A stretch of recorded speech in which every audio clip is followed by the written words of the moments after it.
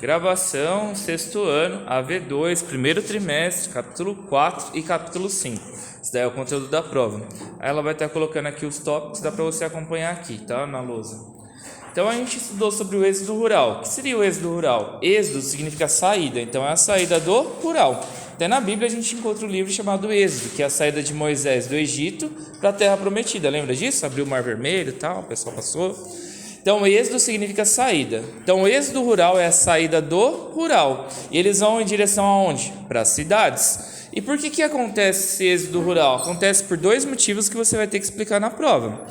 Então, o primeiro motivo é que as máquinas, elas chegaram no meio rural. Então, as máquinas, elas são muito mais eficientes e as máquinas, elas substituíram o trabalho das pessoas. Enquanto 100 pessoas colhem, tipo, 1 tonelada de laranja em um dia inteiro, uma máquina faz isso em 2 horas. Então, é muito mais vantajoso você ter uma máquina do que pessoas. Então, as pessoas foram substituídas por máquinas. As pessoas, então, perderam seu emprego no meio rural e acabaram sendo forçadas a irem para onde? Para as áreas urbanas. Este é o primeiro motivo. O segundo motivo é por conta do processo de industrialização. Então, as indústrias, elas precisavam de mão de obra. Então, tinha muitas vagas de emprego nas cidades por conta das indústrias. Então, acabou que essas pessoas que saíram do rural, elas foram para as cidades por conta das vagas de emprego que existiam nas indústrias. Então, este daí é o segundo motivo. Então, o êxodo rural, saída do campo para a cidade por conta da mecanização do campo e por conta das vagas de emprego nas cidades das áreas industriais. Alguma dúvida? Segundo, estrutura fundiária.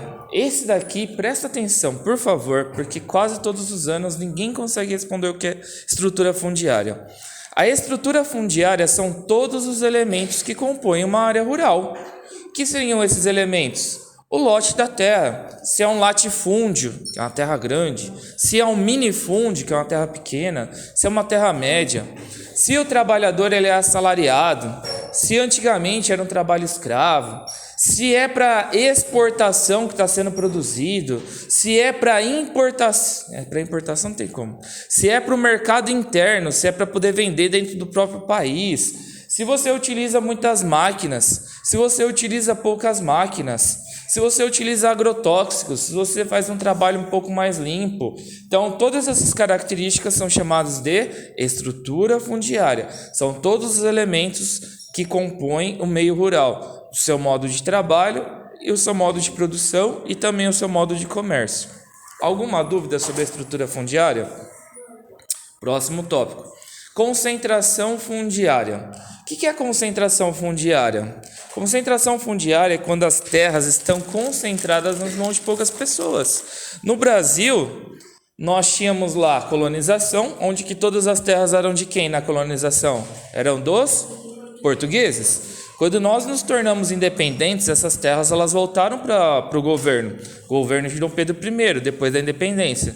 Então deixou de ser de portugueses e Dom Pedro entregou para a elite brasileira. E essa terra ela foi sendo hereditária, passando de pai para filho. Então nós temos aqui no Brasil uma concentração fundiária. Imagina que tipo esse desenho são todas as terras do Brasil. E elas estão distribuídas mais ou menos da seguinte forma. Dá para poder ver? Sim? Elas estão distribuídas mais ou menos da seguinte forma. Cada pontinho é um dono de terra.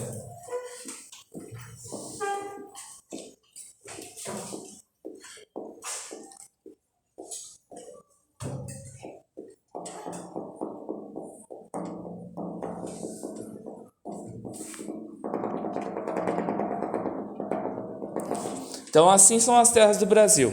As terras estão concentradas nas mãos de poucas pessoas. Então, nós temos poucas pessoas com muitas terras. Cerca de 60% das terras do Brasil, para mais, estão concentradas nas mãos de poucas pessoas. E muitas pessoas têm poucas terras. Estão vendo aqui, ó? Muitas pessoas com poucas terras.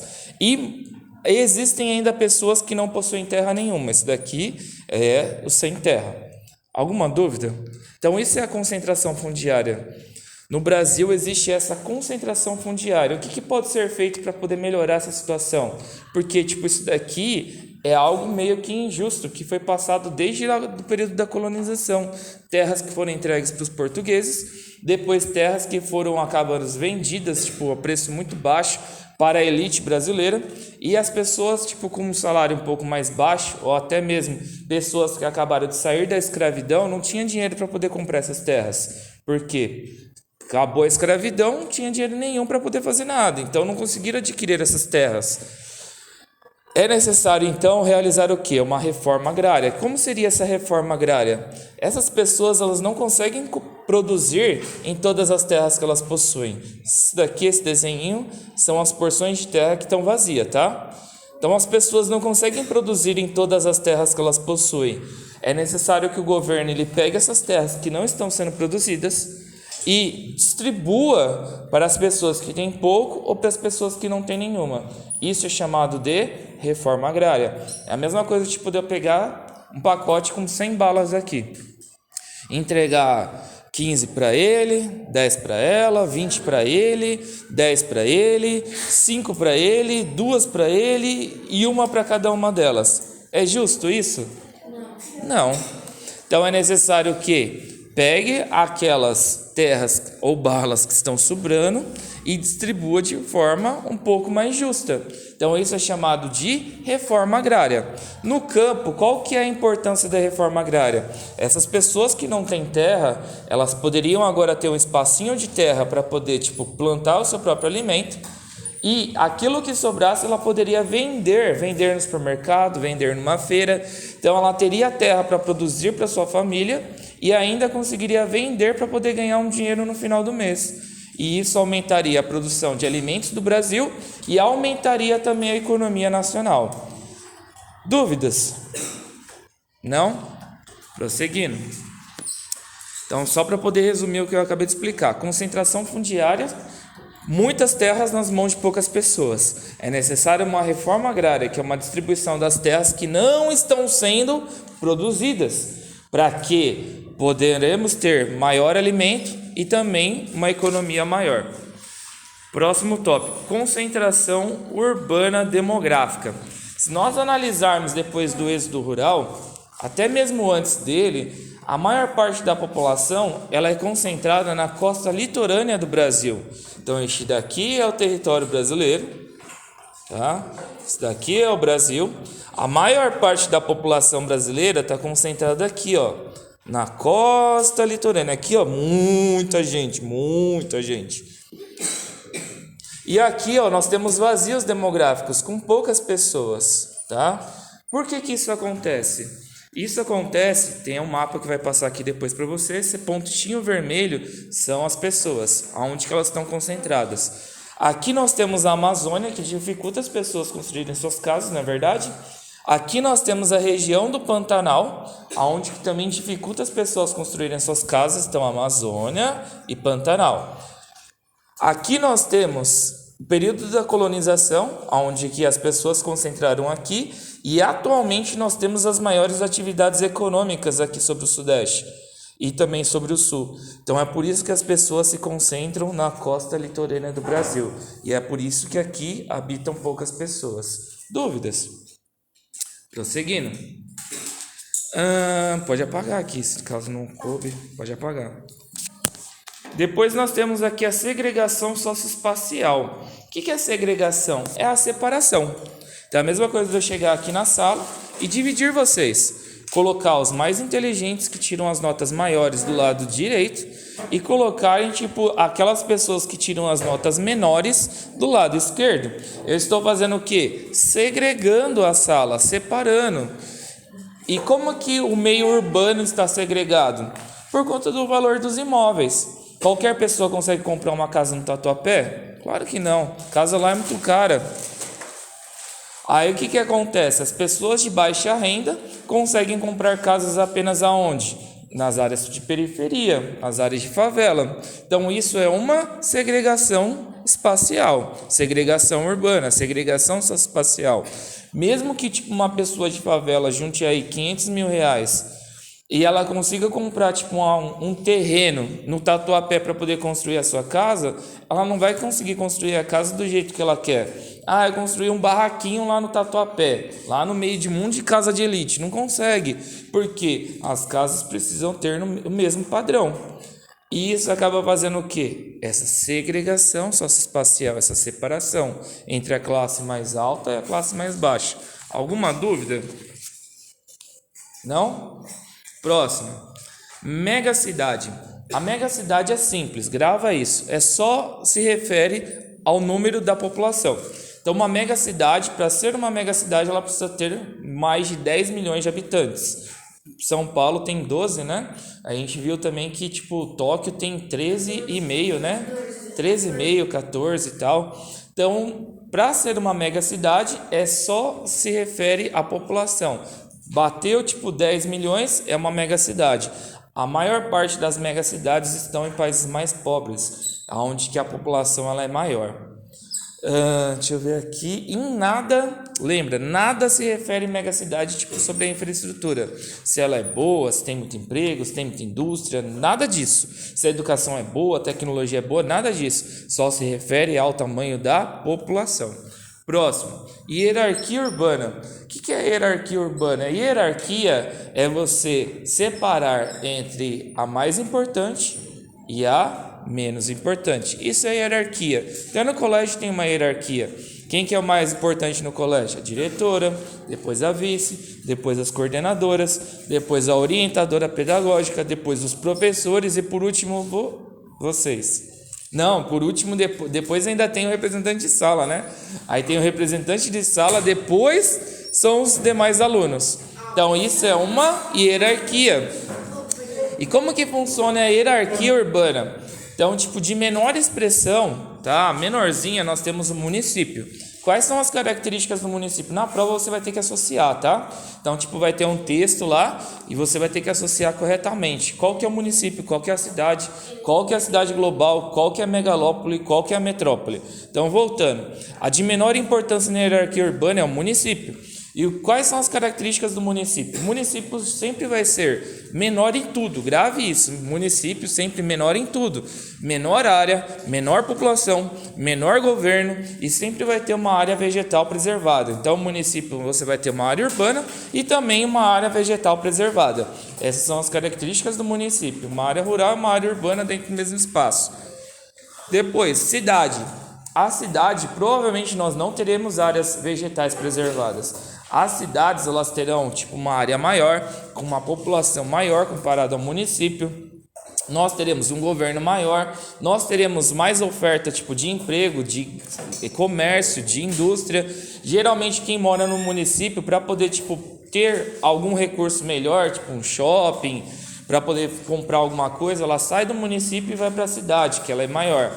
Lembrando, cidades que nós temos em São Paulo, a maior é São Paulo, depois nós temos Guarulhos, Campinas, São Bernardo do Campo, prosseguindo, metrópole. O que é a metrópole? Metrópole tipo, é uma cidade muito de um grau elevado. A maior parte das metrópoles são as capitais. A maior parte das metrópoles são capitais, tipo Curitiba, Floripa, deixa eu ver aqui o que mais. Nossa, tá fugindo aqui. Belo Horizonte, Vitória, Manaus. Deu para poder entender já, né? Existem algumas outras cidades que alcançaram esse status, tipo Campinas, Guarulhos, São Bernardo. Então, metrópole é uma grande cidade que agora você tem que lembrar, conurba cidades e municípios menores a ela. Lembrando daquele exemplo.